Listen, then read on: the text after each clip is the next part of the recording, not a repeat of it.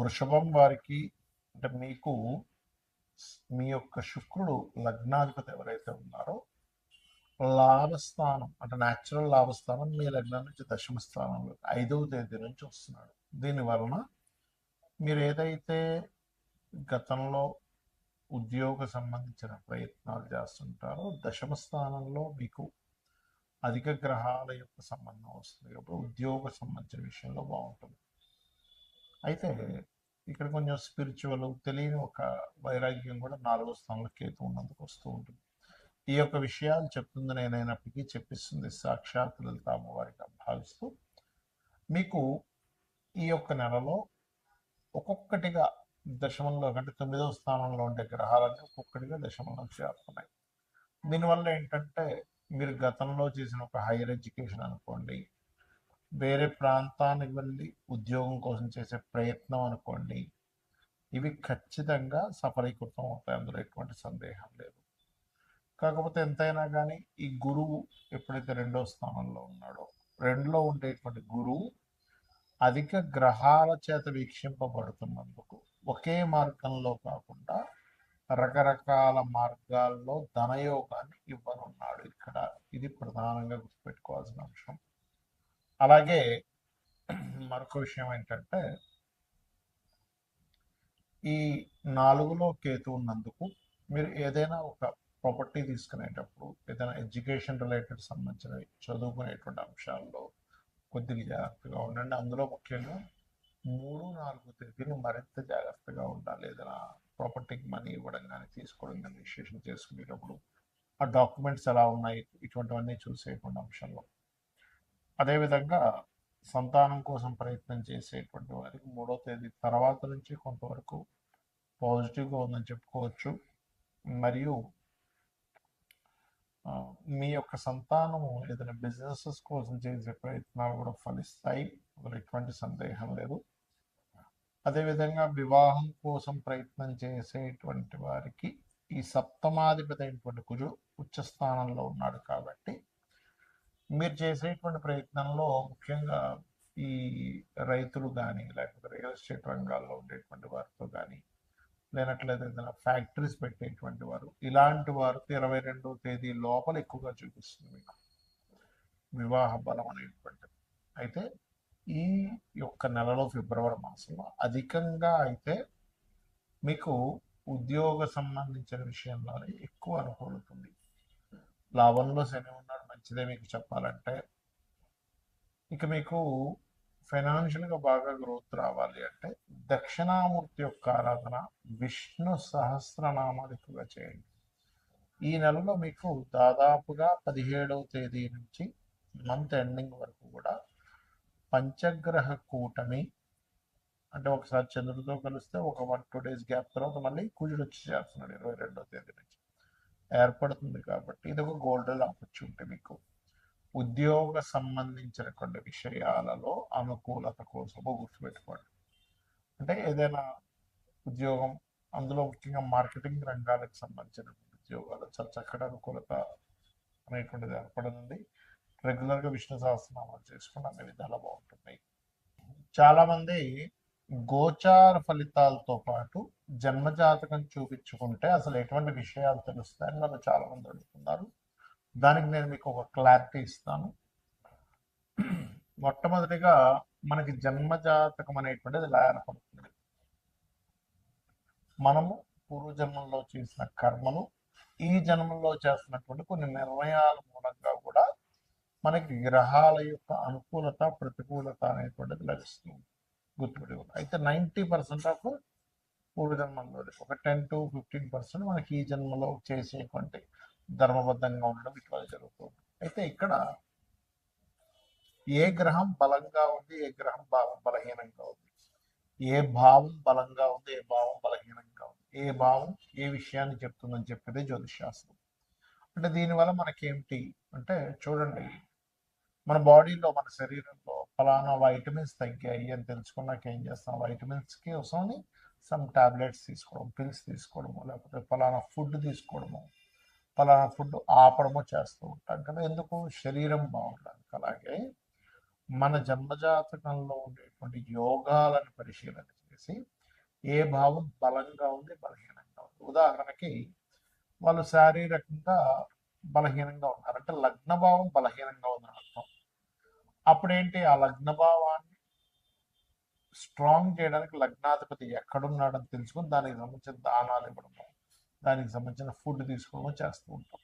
అలాగే ధనం ఎంత మనం ప్రయత్నం చేస్తున్నా ఇవాళ రేపు సొసైటీలో ఇబ్బంది పడుతుంది ఏదైనా ఉంటే ధనం కోసమే ముఖ్యంగా. దాని తర్వాత రోగ శత్రువుల కోసం ఇబ్బంది పడుతూ ఉంటారు. అయితే ఇక్కడ ఈ ధనాధిపతి ఎక్కడున్నాడు అనేది ముఖ్యంగా తెలుసుకోగలగాలి.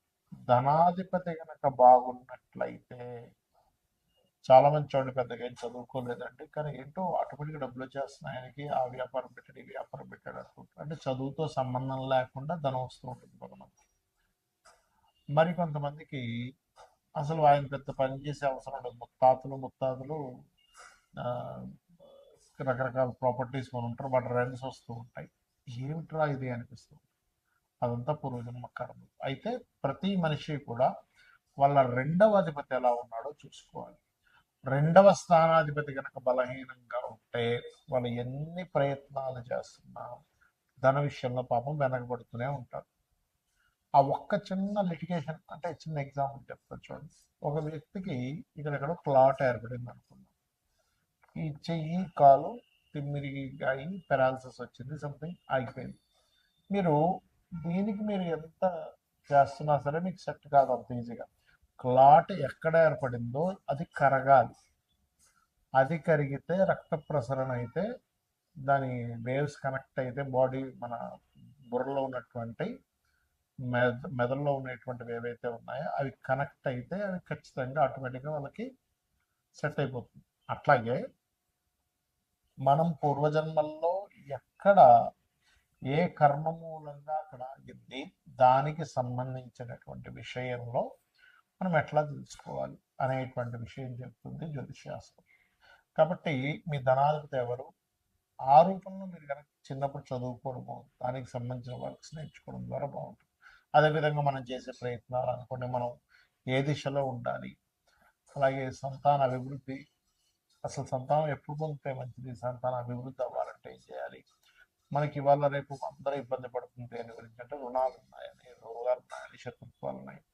ఇవి అసలు ఎందుకు ఏర్పడుతున్నాయి, మనం ఏ కర్మ వల్ల వీళ్ళందరూ ఏర్పడ్డారు మన చుట్టూ, అలాగే వివాహం అసలు ఎప్పుడు చేసుకుంటే మంచిది, ఇలాగా అనేకమైన విషయాలు. అంటే ప్రొఫెషన్లో ఎందుకు ఎదగలేకపోతున్నాం, ప్రొఫెషన్లో ఎక్కువ చేంజ్ అయితే మంచిదా, విదేశాలకు వెళ్ళుంటే మంచిదా, లేనట్లయితే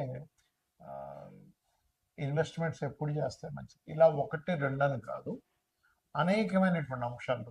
రత్నం గురించి కానివ్వండి, మనం తెలియక ఏం చేస్తామంటే ఏదో రత్నం పెట్టేసుకుంటాం. అలా కాకుండా స్పెసిఫిక్గా మీకు ఫలానా రత్నం వల్ల కొంత సపోర్ట్ లభిస్తుంది. ఒక విషయం చెప్తాను, రత్నం పెట్టేసుకోగానే వెంటనే కోటీశ్వరుడు అయిపోతాడు అనేది పూర్తిగా అబద్ధం. కొంత మీకు సపోర్టివ్గా ఉంటుంది. ఎలా అంటే ఒక మనిషి చూడండి డిప్రెషన్లో ఉన్నప్పుడు ఒక ఫ్రెండ్ వచ్చే ఎందుకు ఏమవుతుంది ఇంకా అని ఒక చిన్న ఒక మాట మనకు తెలియని ఒక గుండె ధైర్యాన్ని ఎలా ఇస్తుందో, సేమ్ యాజ్ ఇట్ ఈజ్ మీరు ఏదైతే రత్నాన్ని ధరిస్తారో ఆ రత్నము కూడా మీరు ఏదైతే స్పెసిఫిక్గా ఫలానా గ్రహం బాగుంది అన్నప్పుడే ధరించాలి. అదర్వైజ్ మీరు రత్నం అవాయిడ్ చేసేసి చక్కగా రుద్రాక్షం లేకపోతే మీ ఇష్టదైవం యొక్క రూపైనా ధరించవచ్చు. అలా అసలు మీరు రెగ్యులర్గా చేసేటువంటి పూజలో ఏ దేవతని ప్రత్యేకంగా మీరు కనుక పూజించినట్లయితే మీ పూర్వజన్మ కర్మలు తగ్గుతాయి అనేటువంటిది.